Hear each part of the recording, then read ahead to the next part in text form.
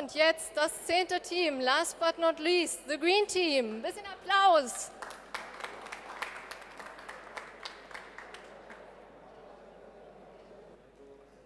All right, everyone, I will just start like this right away. Firstly, I wanted to ask all of you guys, how many of you have ever been home on a Sunday, left with no groceries in your fridge? I definitely have. Probably all of you also have. And then the thing you do, you grab your phone or your laptop, you go online and search for a delivery network where you can get your food from different restaurants right to your door. And that's exactly the kind of network we want to create with GridMate. We want to connect companies that don't have the resources to provide renewable energies for themselves. Especially in industry-heavy regions like the Lausitz area, not everyone can fight for themselves to get the decarbonization going. And with GridMate, we will help to use this solution by connecting them and creating a collaborative energy solution. We as the Green Team are a really diverse group of people from not only different cultural backgrounds, but also educational backgrounds. So that means we also created a network to come up with the solutions for this challenge today. And exactly. All right. Wait a minute. Eaten alive. Wait, ramping up and cannibalization? These are the terms that we are hearing day and day. We see all the politicians that we need goal 2030. By 2035, we should be fully decarbonized. There should be everything renewable. But what's the challenge? The more solar we add, the more solar is pushed out of the grid. We don't have the capability to keep them together. And that's why we're here. So what do you know? What is the problem? Number one, curtailment of energy, specifically renewable energy. So what happens is, before that, we had this fossil-based generation. We started to replace it renewable. But what happens next? We cannot replace everything. So we face a problem with the curtailment. But after that, do we have a solution? Yes. The solution is storage. But do we have enough storage? That's another question. And let's just assume that all the storages are working together. Is there any coordination between them? Then this is the part where GridMate will come into an effect. So what we do in GridMate, we are not a physical entity at the start. We will not create the storage, but rather we will partner. We will partner up with the small SMEs. We will give them the capability to rather connect to the grid. And you will be wondering, what is the point of it? What happens when you have storage? That's what we're going to talk about. So with GridMate, the first thing that we offer is accessibility for producers. Perhaps you want to enter as a renewable generation provider, but you do not have it. By giving you a flexible, decentralized energy storage distributed across the region where you want to be, this is where we come. The second point, we want to make the entry to the market affordable. First, maybe perhaps you want to be a storage provider, but it's not cost effective. So what we do under the flexible partnership program that we're going to create, we're going to take the incentive towards you to help you to enter. And the most important part, breaking down the barriers for market integration of renewable. This is exactly what we are looking at. We want to create an opportunity for more renewables and dispatchable renewable. Next. So when you start with the GridMate, when you become part of us, you're going to have an access to the interface. Now you might be wondering, hey, we have an energy map. These are the small storages around you that could serve your need for the storage. When at the noon, when you're producing way too much renewable than when you need, when you cannot market it to the global, you can store it, and we will offer that storage. So as a producer, you will have access to all the local storages, the network that we give you, the pool that we create. And what if, you might ask, is it all about renewable producers? No.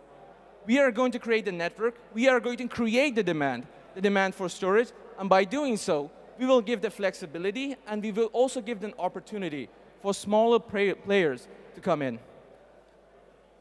But you might be asking, how does it all work? Is it financially viable?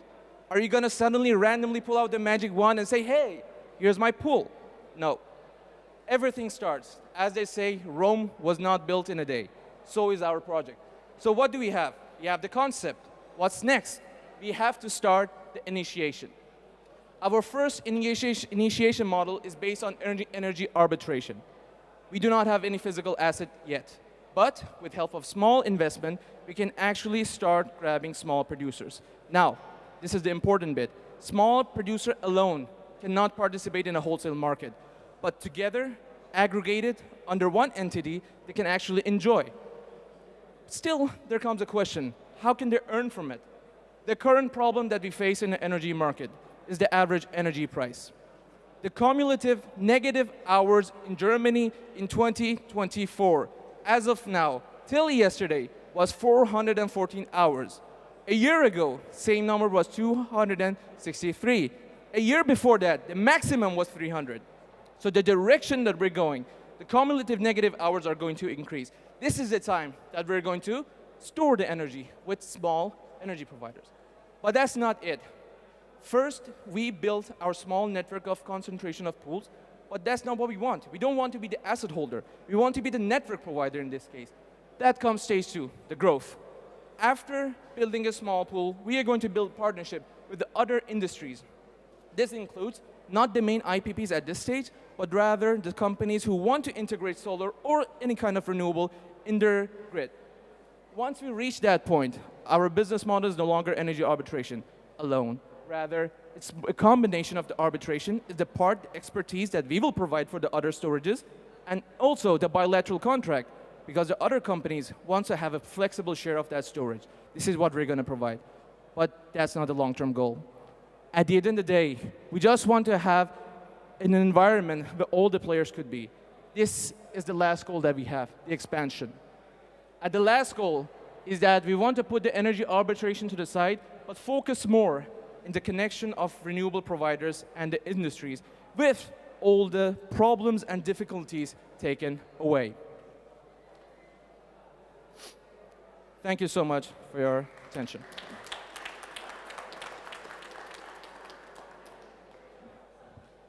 Thank you for the presentation.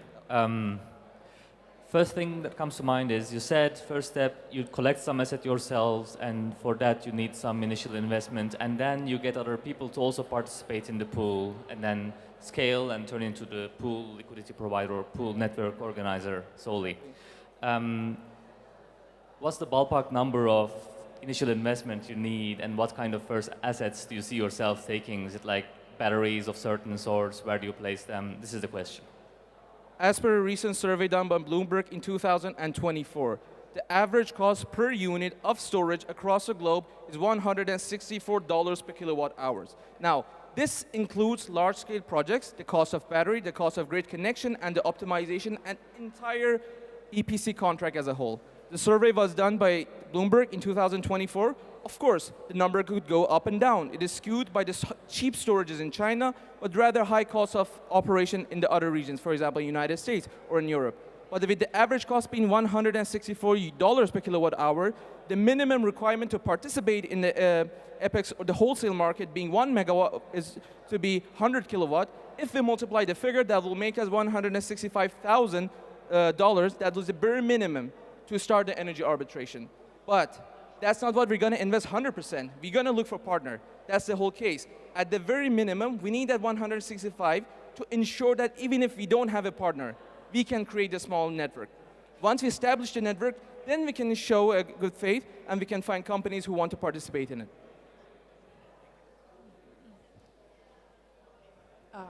Just one question. Thank you for the presentation, first of all.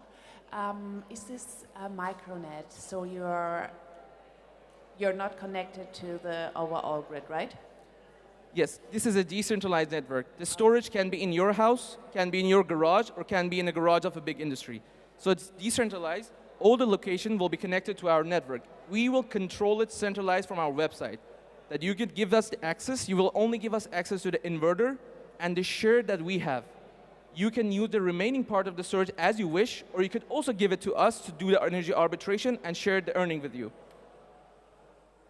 Okay, and you're planning it to develop it for the whole of Germany, for the whole of Europe, or just for a certain area?